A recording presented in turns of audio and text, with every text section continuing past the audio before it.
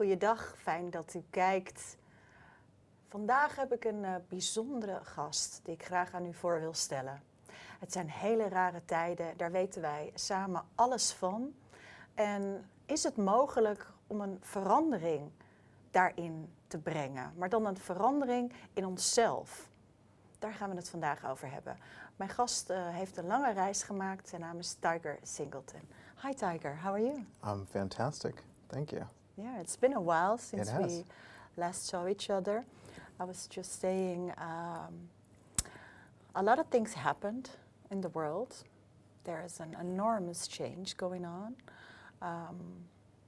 But we also have the inner change. And that's of course why you're here today. Oh, goody. You thought you came for something else. I wasn't quite sure. I just realized, wait, I'm here right now. This is happening. All right. So what I see around me is I see fear. Mm-hmm. Enormous fear. Fear, pain, and that's it. Yeah, there's definitely that going on. Yeah.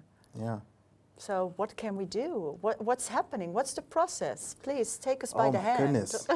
Well, you know, I think as a disclaimer, I can only address these things for myself and what I see in my experience.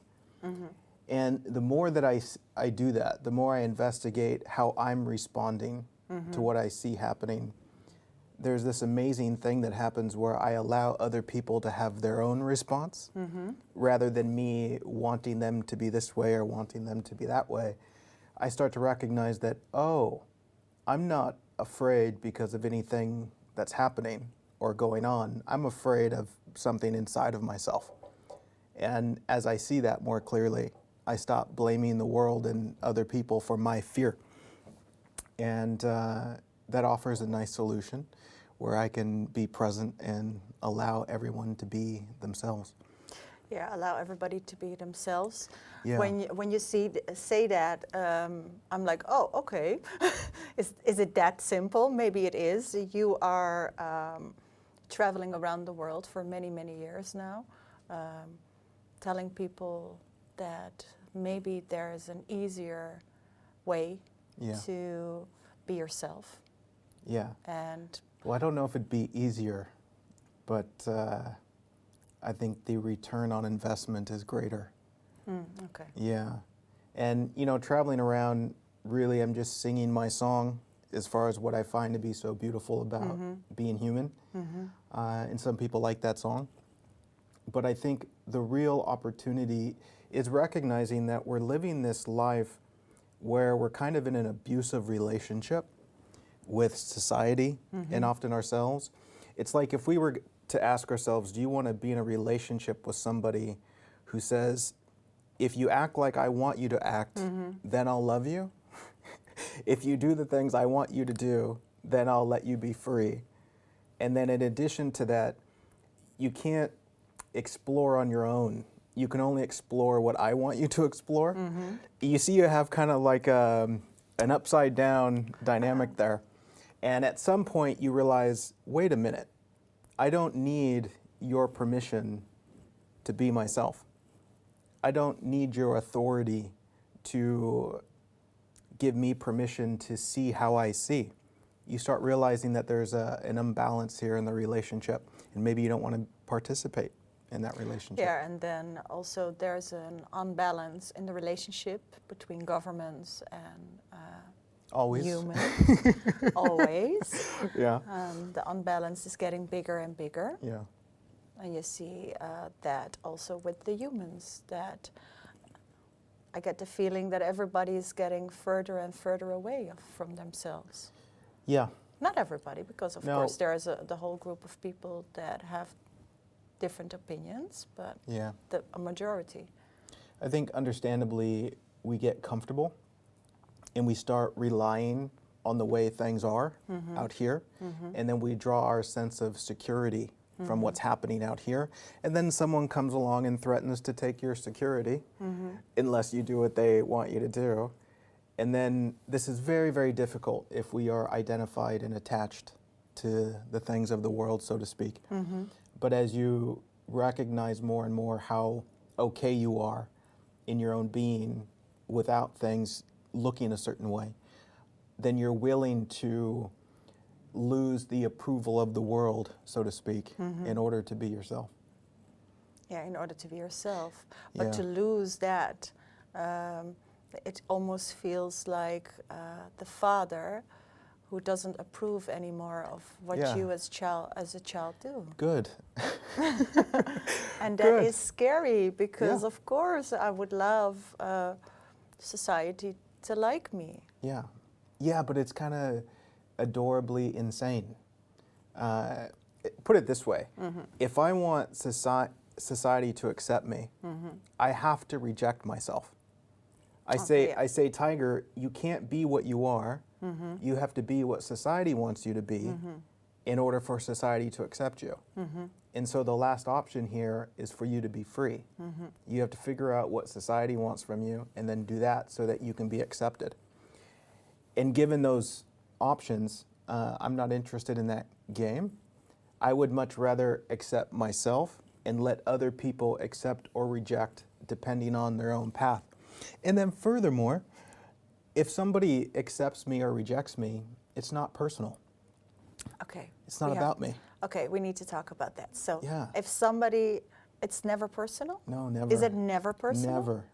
Because it's always Never. from the other person. That's what I see anyway. Okay. I see that it's impossible for it to be personal in the way that if I went into an ice cream shop and I decided to get vanilla and not chocolate, chocolate doesn't say, well, maybe I should be vanilla so he'll want me.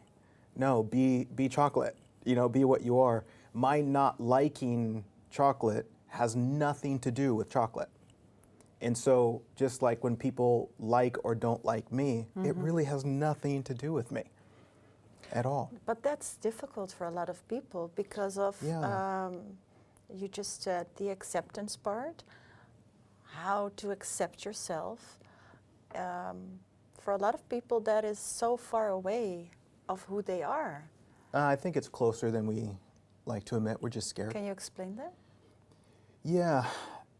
I think in a compassionate way, we've been fed a drug called approval and acceptance from other people.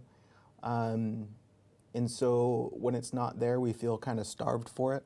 Like I need the world to see me. I need to be validated. And I think after a while, we start to realize that it's not really what we're looking for. And it doesn't last. It's a temporary high. And so as we become aware of that this isn't working, then we look for something much more sincere and authentic. And I think there's a very natural progression in that. Like if we just look at our normal human journey, like when you're a teenager, it's super important, you know, that people like you. And it's a life or death situation. Yeah. And then you get some years and some experience and you realize, oh, it's not as important as my mind made it out to be. And I think that that's one of the most profound lessons in life is you learn that your mind turns things into something that they're not.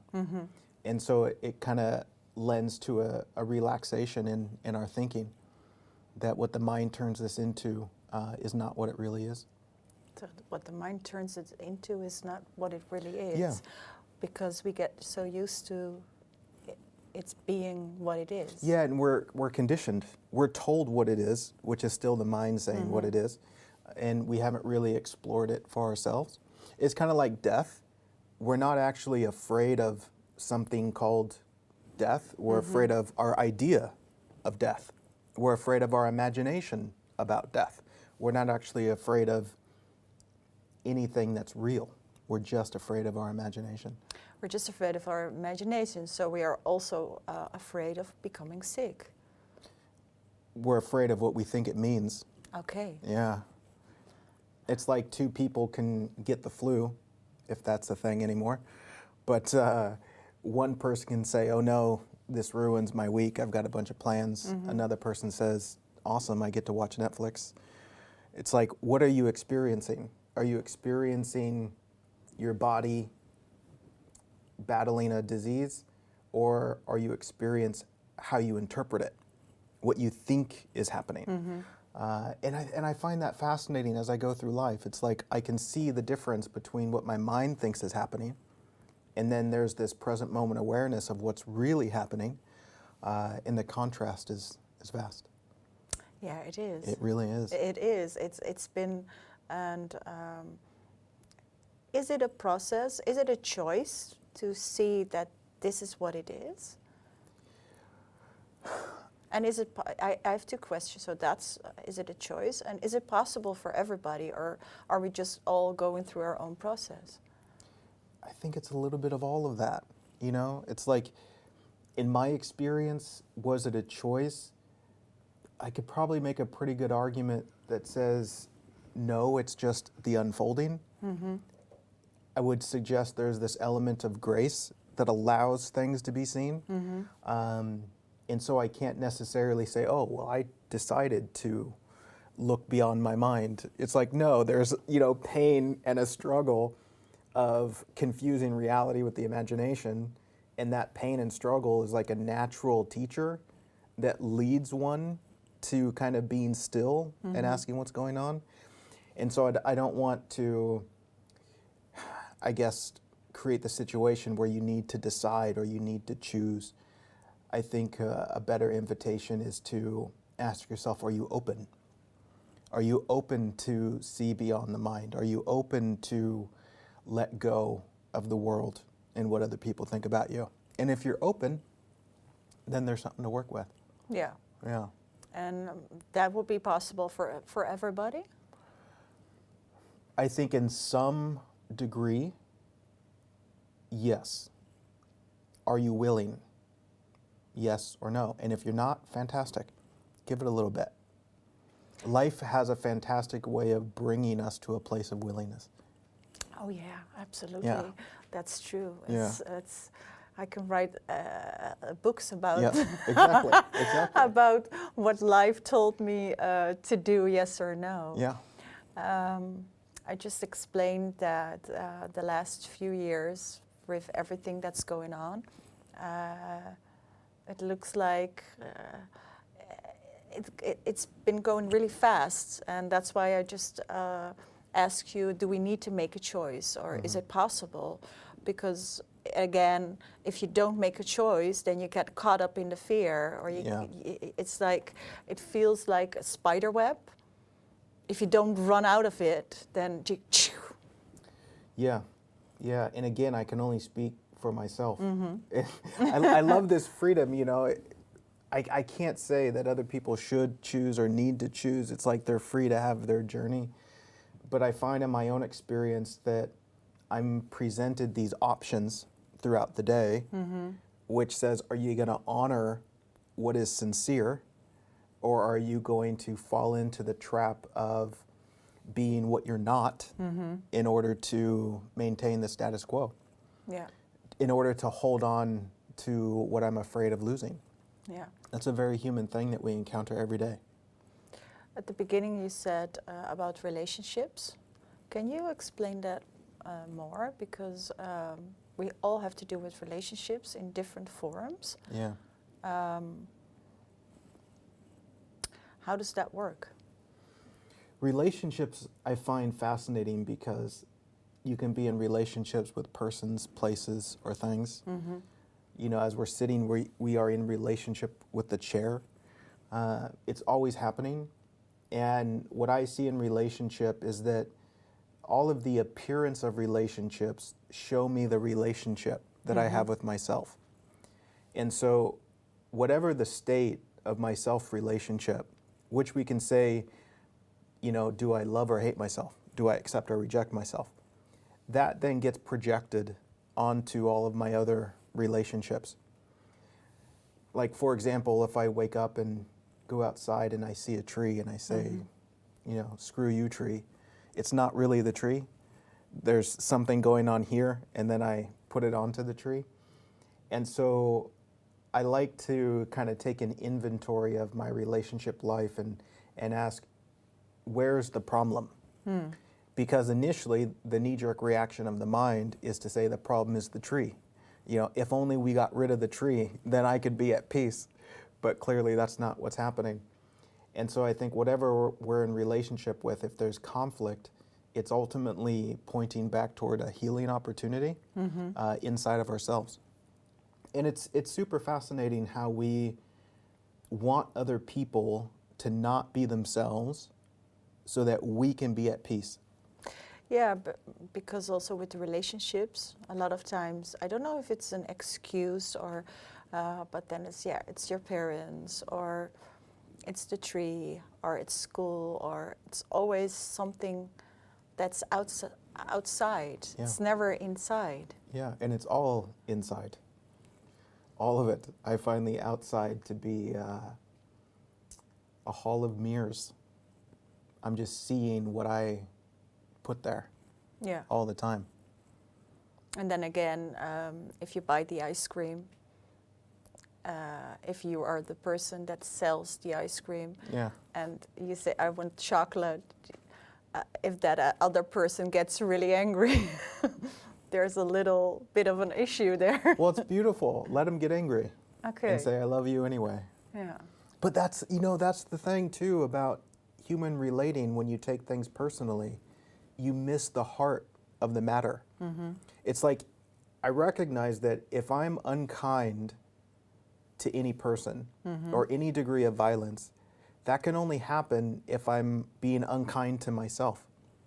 Like, violence out here first starts here, and then it gets projected. And so if I encounter anyone who's unkind, it shows me what's happening inside, of their own heart. It's not about me at all, in the same way that my unkindness isn't really about anybody else. Okay, so again, it's never about you. No. So if anybody else gets angry, it's always their projection.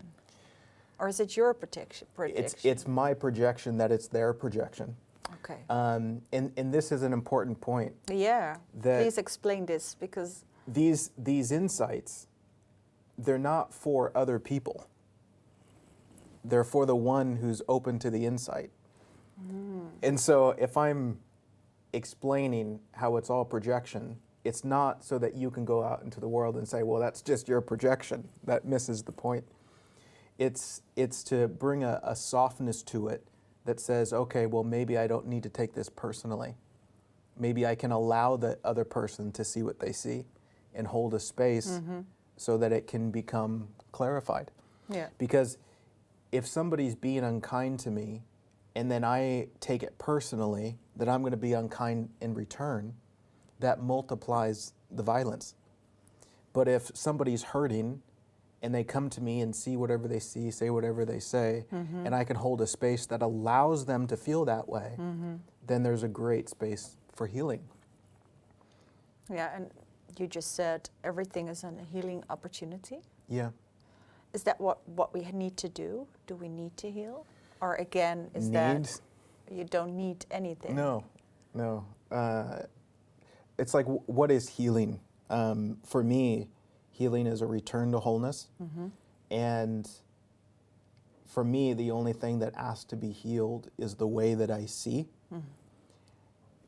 It's kind of like bringing my perspective into an alignment with the way things are, rather than believing in my projections and what I put there.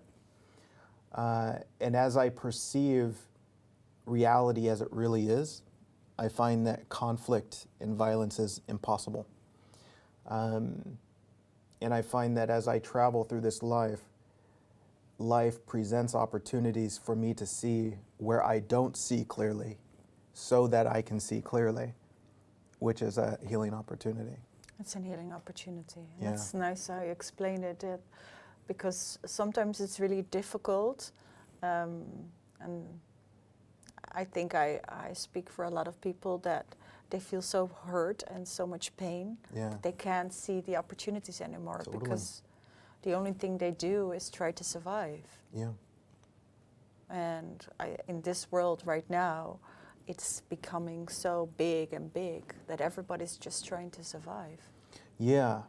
And the only thing I can bring to that is my own loving attention, holding space for people and doing what I can to support. the outcome of that, what happens next, I don't know. I don't know. We'll go through collectively whatever it is we need to go through. And I'm just kind of honored to be here in this time and hold space. Yeah, and hold space. Yeah. Is it necessary? Sometimes it's so difficult because we want to hold on. It's again, for example, the story of somebody saying that the tree in front of the house was the issue for 10 years. And then you just explained that it's never about the tree. But that's a lot of times, is it like almost an excuse that we want to just hold on? Because as long as it's the tree's problem, we don't have to look at ourselves? Yeah, adorably so. And until we realize it doesn't work, and then we have to see what the real issue is. And then, and then we say it's the neighbor. Yeah, well, that's the thing. We try and put it somewhere. The blame and the fear, we want it to be somewhere safe where we can see it. The last thing we want to do is look inward and see where it's coming from. Understandable, because it's scary.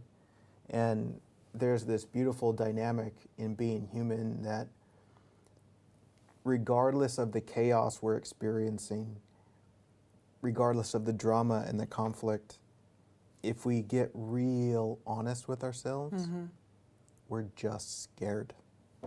We're just scared. When it comes down to it, we're scared. And the faster we could admit that, I think the better. Because if we don't admit that, then there's a lot of blame. Okay, so the fear becomes blame. Yeah, it gets projected. Or afraid, not fear, but afraid becomes blame. Yeah, but we often don't admit that we're afraid. It's like to be angry, there has to be fear. To be sad, there has to be fear. But when we experience these things, we say, I'm mad because this, or I'm sad because this. But really, I think more sincerely, there's the I'm afraid, which is an opportunity to get intimate with that fear and get more honest about that fear. It's almost like in a relationship dynamic where we could say, well, I'm afraid you're going to leave. But maybe if we get more sincere, I'm afraid of being alone, which really doesn't have anything to do with the other person, right? It's my own issue. And I can say it's your fault because you might leave, but really there's something here. And so as we go through times of transition and things are changing, we can say, we're afraid of this and that and the other, but really I'm afraid of what's going on here. Yeah, I get the line, I'm afraid of my own fear. Yeah, so let's meet it. Let's look at it and maybe ask, do I really need to be afraid of that? It's like, do I really need to be afraid of the unknown when it's been the unknown the whole time, throughout my life? I've told stories about it not being the unknown, about what I think I know is going to happen, but it's always been the unknown. Yeah. And we've always been held, in some capacity, going through our challenges, things not going how we think they're going to go. But here we are. We're still here. We're still here. Yeah. It's like if you look at the worry throughout our lives, to sum it up, it says, I'm afraid I won't make it to this moment right now. Yeah. Yeah. But we're here. But we're here. Yeah. Yeah. And that's something you hear so many times. People say that, I'm afraid when my children grow up. I'm afraid that. I'm afraid for. Yeah. I'm afraid that, and I'm afraid for. Yeah. And we're giving power to those things. It's like to say, I'm afraid of death, says that there's something out here that I'm afraid of. But when you see that I'm afraid of my imagination about death, what I think it means, the story I'm telling, then I'm more like, okay, well, let's let go of the death thing and come look at this fear. And then you realize, oh, this is happening on the inside. It's not because of these things out here. Yeah. And that's when I find it has a great opportunity to be resolved. To be resolved and to be healed. Yeah. When is everybody healed in their own level, on their own level? Yeah, I think that's safe to say that the healing journey is expressed along a relative scale. Mm-hmm. Yeah. You talk about self-love and a part of acceptance, but how can you create the self-love? Is that something that we were born with, or? I would say you don't create it. You see that it's already done. Mm-hmm. You see that what you are is inherently whole and complete. And there's a confusion between what I really am and what I think I am. Mm-hmm. Don't try and love who you think you are. That'll be a disaster. Okay, wait. Okay, hold on. Can you say that line again? There's a profound difference between what I really am, like in this moment right now, and who I think I am, which is a story of past and future. Don't try and love who you think you are. That's trying to love thought. And it's a real dilemma.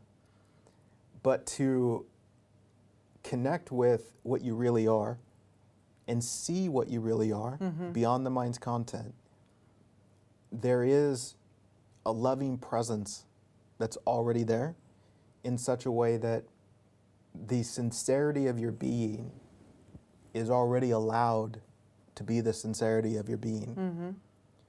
It's almost like a permission to be yourself. And for me, we could use the word love. You're allowed to be you. I accept you as you are. Mm-hmm. And that's not something that you do. That allowing, that permission is already there. Yeah. And are you willing to let it breathe through you? Yeah, that. And we don't because we're afraid. Again, we're afraid. And it's beautiful. It's okay. It's super sweet. It's super sweet. Super sweet. Okay. Well, that's another way of saying it. So Yeah. it's sweet to be afraid. It is. It is. And one of the playful difficulties in communicating these things is the mind is so this or that. Mm-hmm. And so we can hear these things and create all sorts of assumptions about, oh, okay, well, then I shouldn't be afraid. And, it's none of that. It's beautifully human.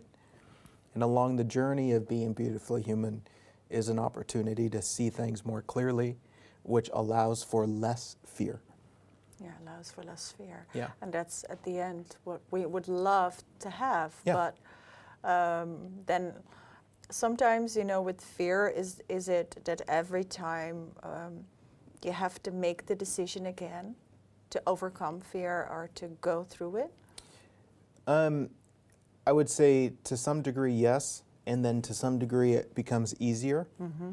Like, for example, for the artist, and we all are in some way, it's like maybe in the beginning, you're super scared to show anyone your art. Yeah. Right? But after you move through that fear, you start to realize that, oh, it's not what I thought it was, that it doesn't really matter if somebody likes it or not.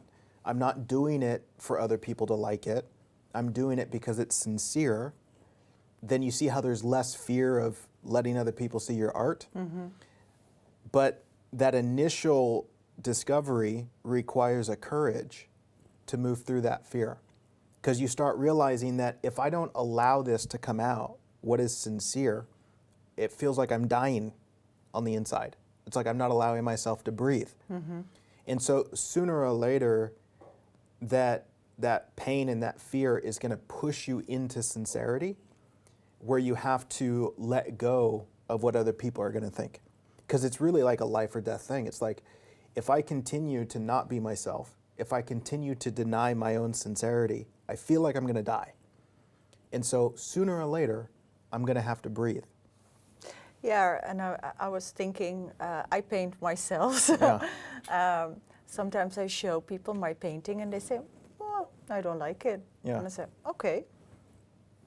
Yeah. Yeah. The fear of being rejected, I passed that stage already. Yeah. And while you explained it, because that's also another stage. So first you have the stage of getting over the fear. Yeah.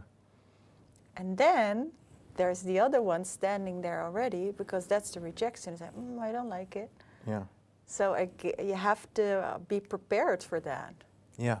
You have to know that at the point that you really show yourself to the world, that not everybody is going to be excited. No, and it's important. It's important that people don't like what you do. Okay.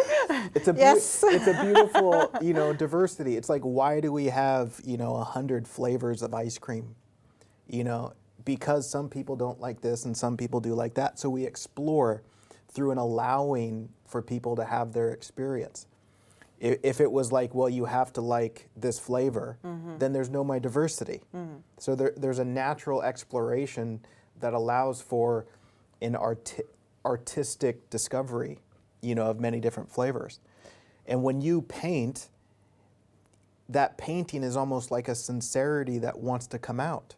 Absolutely. Yeah, and we all have that within us to some degree, something within us that feels real, that feels true, that feels sincere. It wants to breathe. Yeah, it wants to breathe. And I was just thinking about the 100 flavors of ice cream. That is weird, because at one point we want to wear the clothes that we want to wear. We want to be free. No makeup, yes makeup, orange, pink, doesn't matter. And then at the other end, right now, you see that we all have to do the same. Yeah. And it looks like it looks like we have to do the same. Okay. Yeah, it looks like we have to. Because that's what we get from the governments, but you also already explained that it looks like the government wants us to do the same. Yeah. But people you can't show people. No. They can't do it. No, but they're free to try. Okay. Yeah, they're free to play their game. Okay. Like, for example, we can bring this back to relationship, because you can see there's a relationship there. Because that's what you said in the beginning, and that was really interesting also with the rejection. And please. Well, it's like, okay, so if I'm in a relationship with somebody and they use the adorable manipulation tactic that says, I'll love you if. I say, oh my God, you're so cute. But I'm not interested in that game, right? And so, because I know that the love I experience doesn't come from you. You're not my source of love and freedom. And so I'm just not interested. And say I'm in a situation where it's a required relationship, like we're living in the same house, I can peacefully not participate in the game that they're playing. It's like, maybe normally I'd leave the relationship and go play some other game, but say I can't leave the house and I'm stuck in the house with this person and they want to play the you're free if, I love you if game, I peacefully don't participate. And that is possible on a bigger level. For me. For you. Yeah. And maybe I'll participate, in some silly little ways, and then other areas I just refuse to participate.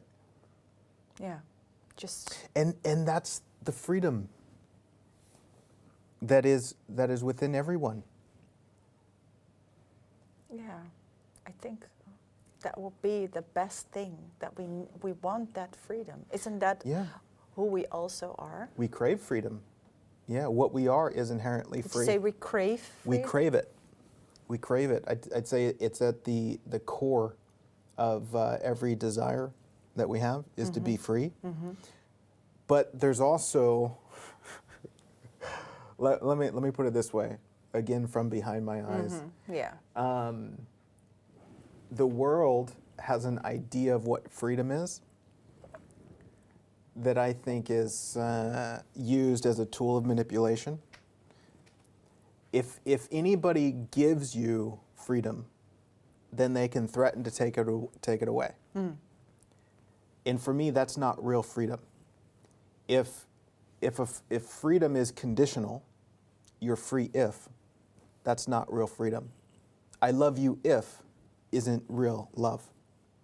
And so a great strategy for controlling another person is to convince them that you are the giver of what they crave, whether it's love or freedom. Because now I can get what I want by threatening to withhold what I know you want. Now, when I see that love and freedom comes from within what I am, nobody else can threaten to take it away. And so the freedom is a freedom of, let's call it meaning or interpretation, where I'm free to interpret in whatever way resonates for me. The freedom to go here or the freedom to go there, I think that's an illusion of freedom, and it has its place. But for me, it's not real freedom. No. Freedom is kind of like realizing that I'm the creator of everything that I see. And so in that, I can create anything. I once wrote a poem and that said, freedom is in my head. Yeah, yeah. You could be free. Doesn't matter. You can be locked up, but you Yeah. can still feel free in your head. Yeah, yeah. And there's been great discoveries from people who have been locked up and Oh, yeah. realized So that they're free. there's been Yeah. great leaders who've been locked up for 20, 30, 40 years Yeah, and felt really free in their head. yeah. Free in their head, in their heart, and in their spirit, you know? It's like, oh, I'm not actually affected by what's happening on the outside. Because is it all an illusion? Yeah, it is. It's a beautiful landscape of illusion. And I think in some way we're here to see that. Yeah. That it's playful in nature, even though sometimes it can really look like it's not playful in nature. Because sometimes it feels difficult. And Yeah. when it really hurts, also physically, Yeah, then to stay with it, then yeah, it's challenging. it is. Yeah, it's scary too.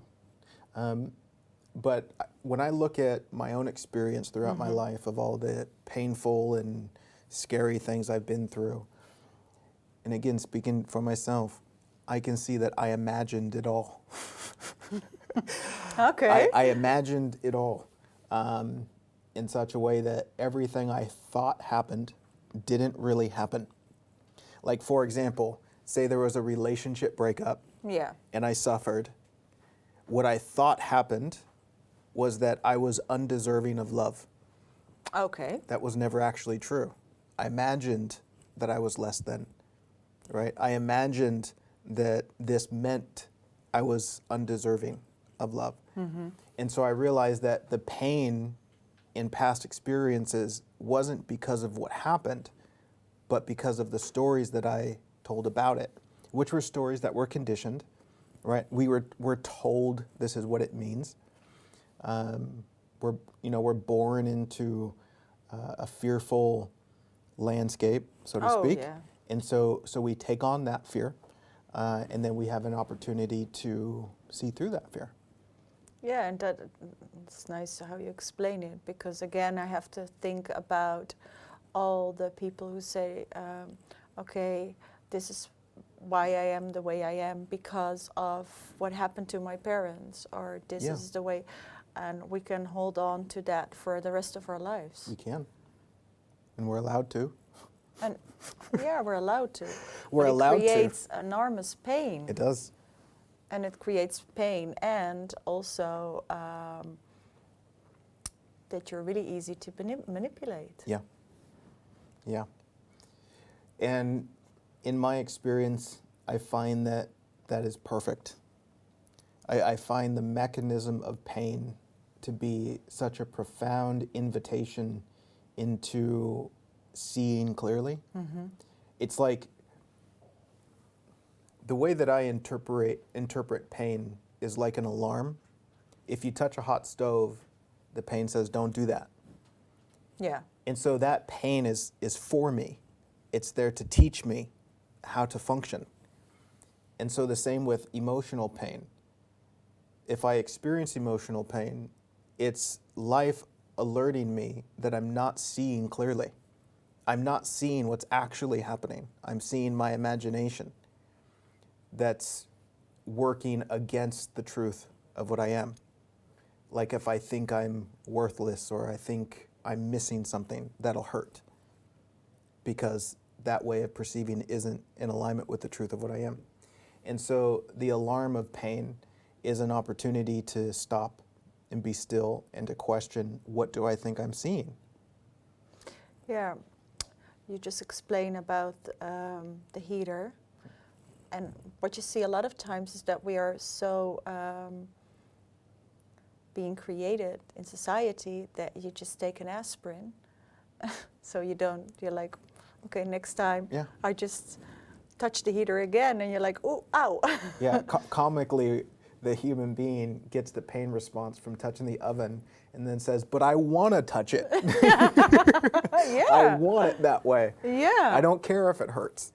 But you can see that movement that says, but I want to touch it, is kind of like the ego throwing a tantrum, like I want what I want. Mm-hmm. But as you get more still, you realize, oh, I don't really need to touch the stove, or, I don't Not really again. Yeah, it's like, it's not nearly as important as I thought it was. But can you get addicted to the pain of knowing that when you touch it, it's gonna hurt? Yeah. So you're like, okay, let me just try one more time. Oh, yeah, it still hurts. We do that all the time. It is, huh? Yeah. We do that in relationships. Well, it's super cute. Like, look at a child, trying to navigate. Yeah. They'll risk some pain in punishment, to see what they can get away with. But that's the boundaries. Yeah. And so we do that in life, It's like we try and hold on to this, we try and hold on to that. Yeah. But sooner or later, we have to come to terms with the truth of things, so to speak, and we can come into an alignment with the truth of things and operate from that space, or Mm-hmm. operate in resistance to the truth of things, which is painful. Yeah, could be really painful. Yeah. Yeah. Sometimes it's people say, okay, now I'm actually at the bottom of the ocean, but then the bottom of the ocean has a cellar. Oh, yeah. Yeah, no matter how low you go or how high you go, there's always exponentially more to discover. There is. And that's interesting because of I'm thinking of the pain, that we are also really stubborn. Yeah. And it's really interesting, as you said, when you're a small child and you need to be stubborn because you need to ride the bike or to learn how to ride the bike. But then when you get older, sometimes it gets really, it gets you in a lot of trouble. Yeah. Yeah. Beautiful trouble. And then you need to heal again, if you want, or if you don't want, that's also okay. Yeah, and I see it as so incredibly playful, this journey of testing those boundaries, mm-hmm. and seeing what works and what doesn't work. But I think the more serious we think it is, as opposed to playful, mm-hmm. then the more violent we become, because we think it's serious. Yeah. But the more that you see that, oh, I'm playing here, I'm exploring and trying to figure this thing out, there's a playful quality to that doesn't take it seriously. In the same way that if we were playing Monopoly and you thought the money was real, mm-hmm. you're not very much fun to play with. Because you take the points to be real, and you start seeing other people as in your way and all of these things. But when you see that, oh, it's not real, it doesn't mean what I think it means, then I can just play. Yeah. Or find a different game to play that resonates more. Yeah, that's probably it. You know, when you say it, it looks so easy. Yeah. Is it that easy? It is, but as human beings, we really enjoy complicating things. Yeah, Yeah. we do. In order to hold on to what we're trying to hold on to. The simplicity is that there's nothing to hold on to. But you can try, all you want. And so if we can come to terms with there's nothing to hold on to, then we come back to this moment and be here right now. Be here right now. Yeah. Again, being here in this crazy, fantastic world. Yeah. How is it for you to live in this world right now, in this time? Oh, sometimes it's awesome and sometimes it sucks. It's all of it, But again, what I'm fascinated most by is, regardless what appears to be happening, I can ask myself, am I experiencing what I think is happening? Mm-hmm. Or am I experiencing what's really happening? And that brings me to like a stillness, to like get in touch with what's actually happening in the present moment, here and now. And I find that, I'm not restricted. I'm not locked down. I am free to be as I am right now. And so it's been a great teacher. Yeah. Yeah. Yeah, and from the stillness, it's almost like you're forced to go within yourself. Yeah. Which is where we don't want to go. No, because we're afraid. Yes. Yeah. So we're doing everything not to go inside. Yeah. And what happened was that we were all been going through lockdowns because we refused to go inside. Yeah. That's weird, huh? Super weird. Yeah. Yeah. Because we're so afraid, and then we're afraid of that thing that it happens. Well, I think when you get still and go inside, you start to see how empty and quiet things are. Mm-hmm. And that can be scary when we don't want it to be empty and quiet.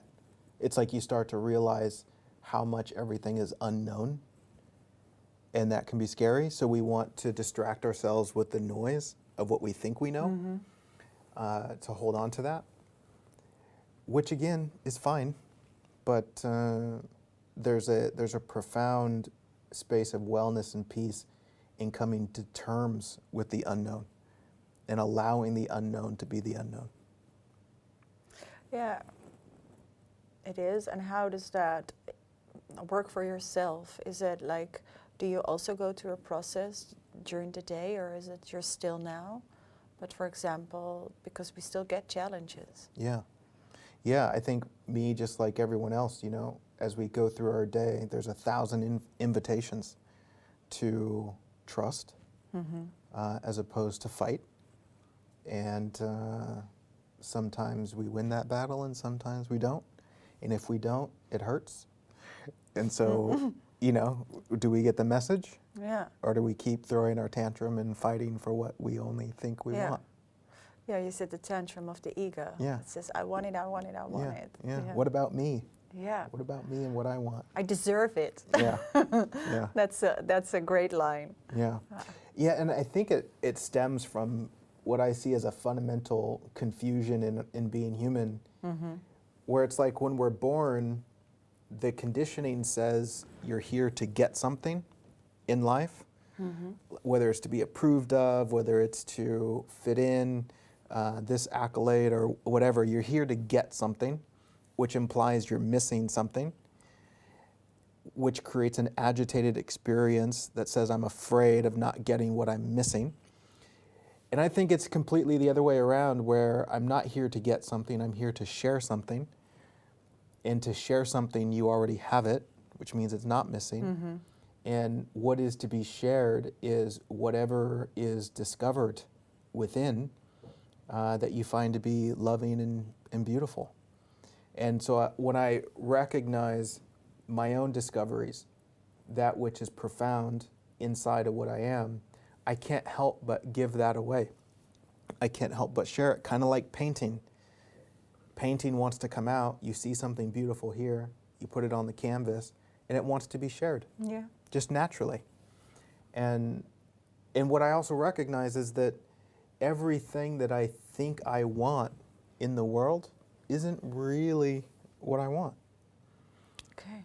And so I'm not missing that. The confusion in the mind says, oh, I want that, and it means I'm missing it. And so now I'm agitated until I get it. It says, I'll be happy if, right? If I get this or if I get that. But in realizing that I'm not missing anything, then the agitation just doesn't need to be there. Doesn't need to be there. It doesn't, but it can be there. Which is, for me, the most beautiful part, is that it's not an expectation. It's an invitation. You said we shouldn't take anything personal. You can, though. You can? I think I said it's not personal. Yeah. Yeah, That's no a good thing. shoulds. Yeah. Yeah, So I think that's going to be my new line. yeah. I like that one. Because it's like whatever somebody says, or I was like, okay.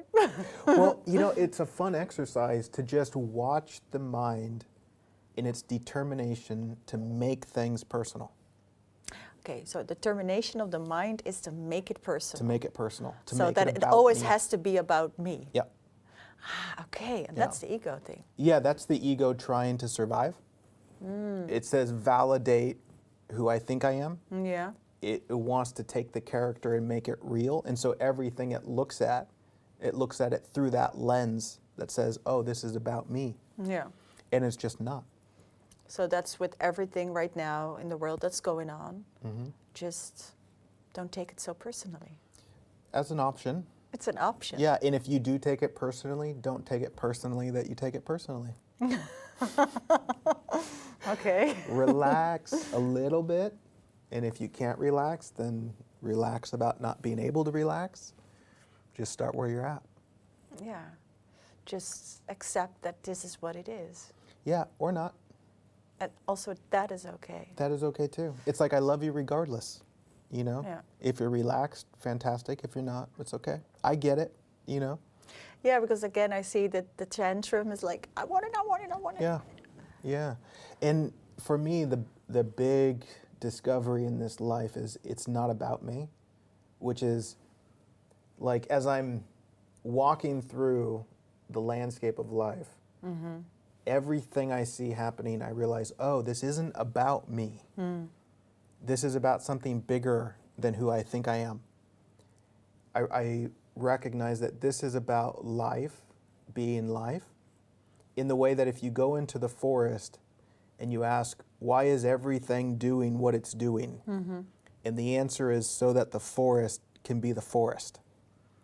And if that doesn't sound exciting or beautiful, then you don't really see the forest, right? Because if you step back and you look at it, you're like, my goodness, this is amazing.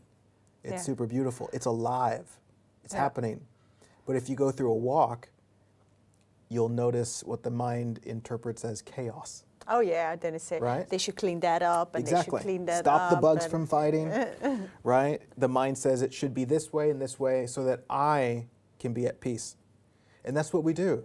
We say, when everyone does what I think they should do, then the world will be at peace, which is everyone being your prisoner. It doesn't work that way. To experience the peace of the forest, you see the forest's perfection as it is. You realize, oh, it's doing exactly what it needs to be doing. And so I can allow it to be. Yeah. And maybe, you know, offer loving support and to nurture things, but not in an effort to get what I want. Okay. Should think about that. That's just the way it is, I think. Yeah. We can talk for hours, but is there anything right now that you're like, okay, that needs to be said for Nope. the people who are watching? No, I'm also thinking about the relationships. There's lots been said by you, the personal, taking it personal, but also the fear, the afraid. From my perspective, I feel like it's all just okay. Yep. If it's not okay, it's also okay. Yep. That's Yep. it. And our hang up is the agitation that we add to it. It's like we worry about the worry. Yeah. We judge our judgment. We're frustrated about our frustration. We're sad that we're sad. And so I'm kind of like inviting a softness that says, you know, it's okay that you're sad. It's okay that you're angry. We can allow that to be and just breathe, and that will serve as its own teacher. And then it becomes an acceptance. Yeah. And there isn't a possibility to experience the stillness. Yeah. Yeah, because, man, I think as human beings, we don't want to just be happy all the time. We want to have our experience. I think when we're sad, deep down, we want to just know that it's okay that we're sad. And we can be sad right now. And I think that that's the message that life tries to send. I'm just thinking about, you know, sometimes you are somewhere and you hear this great song, and then all of a sudden you feel the tears and those all kinds of memories, and then the song is done, and you're like, oh, I had a good cry. Yeah. And it's not like you're sad or anything. It's just because you just allowed it to happen. And it's beautiful. That's it. Yeah. Yeah. Yeah, it's amazing to see how much beauty there is when you allow what is to be what is. It's like even if someone's mad or someone's angry, there's a beauty in that human expression. And so to hold a space for someone who's mad or angry, you know, it's actually really quite beautiful. Yeah. It is. Yeah. And so as we learn to hold space for ourselves, which is be human, then you hold space for others to be human. And it's, you know, it's quite extraordinary. And then we're just all trees in the forest. Yeah. And that's it. And then life is life, and we can celebrate life and the miracle of what is right now, and we can let tomorrow be tomorrow. Instead of the fighting and the angriness, and just let it go. Yeah. Okay. I think for now we're done. Yeah? Okay. Tiger Singleton, thank you for being here. You will leave Amsterdam, but you're going to be in Europe for a while, so if people are interested, they know how to find you. Yeah, I'm going to Portugal, and I'll do a retreat or two there, and then we'll see. Okay, perfect. Thank you so much for being here, and we will meet again next time. Awesome. Ja, voor u ook. Dank u wel dat u gekeken hebt. Ja, ik hoop dat u er iets mee kan. Dat we gewoon met elkaar op andere gedachten mogen komen. En dat het soms ook gewoon goed is zoals het is. Vanuit de stilheid. Accepteren dat dit is wat het is. Ik wil u bedanken voor het kijken. En we zien en spreken elkaar snel weer. Tot dan. Dag.